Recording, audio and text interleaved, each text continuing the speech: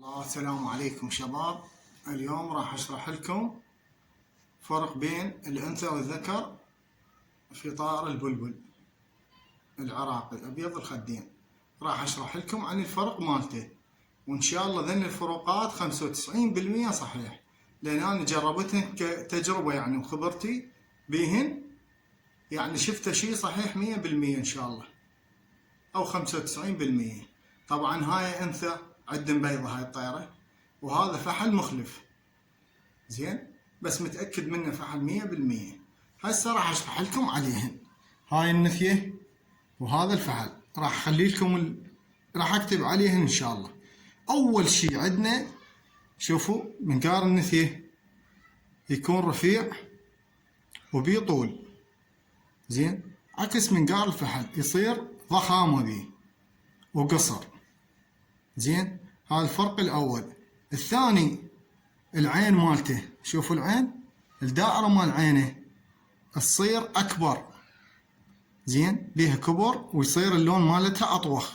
هذا اللون واضح، شوفوا النثية هسه هنا، شوفوا اللون مالته الفحل اطوخ من النثية يصير زين.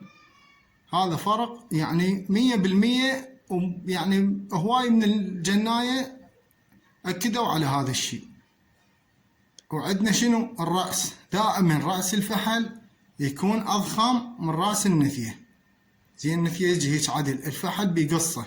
شوفوا هسه الفرق، هذا قصته أكبر تجي أعرض، النثية يصير عدل ما بقصة زين. عندنا شنو الرجلين، دائما النثية رجليها أرفع من الفحل تكون، يعني رجلين الفحل أضخم. هسه هولان رجليه شوفوها هسه بينت، شوفوا الضخامة اللي بيها.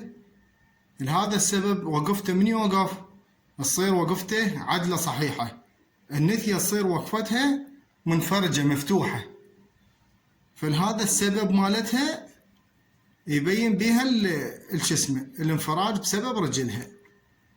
نجي للصفار مالتها، شوفون بين واضح، النثية يصير صفار مالتها أقل من الذكر، ما له شغله باللون، اللون يختلف، اللون هاي التغذية مالته تختلف. شوف هسه هنا التغذية مالته النثية قديمة عندي، شوف تغذيتها تختلف عن هذا، بس شو يكون الصفار مالتها أقل من الذكر. هسه هذا قلنا مخلف، وشوفوا واضح الش اسمه مالته. الشيء اللي بيه النوب شنو؟ الذيل، شوفوا الذيل، ذيل النثية مفتوح، ذيل الفحل ملموم. شوفوا شباب هذا واضح. هسه صارن 6 فروقات عندنا.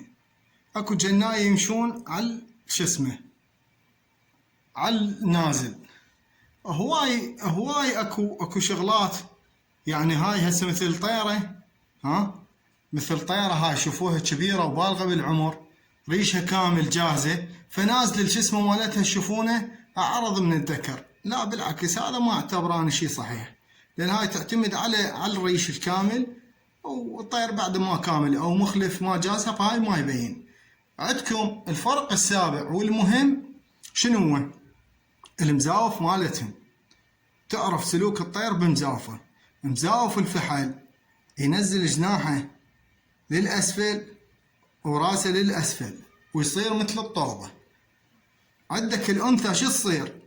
ترفع راسها لي فوق ومزاوفه جناحاتها يصير شيء بسيط على الجسم مالتها، ما تفرش مثل الفحل.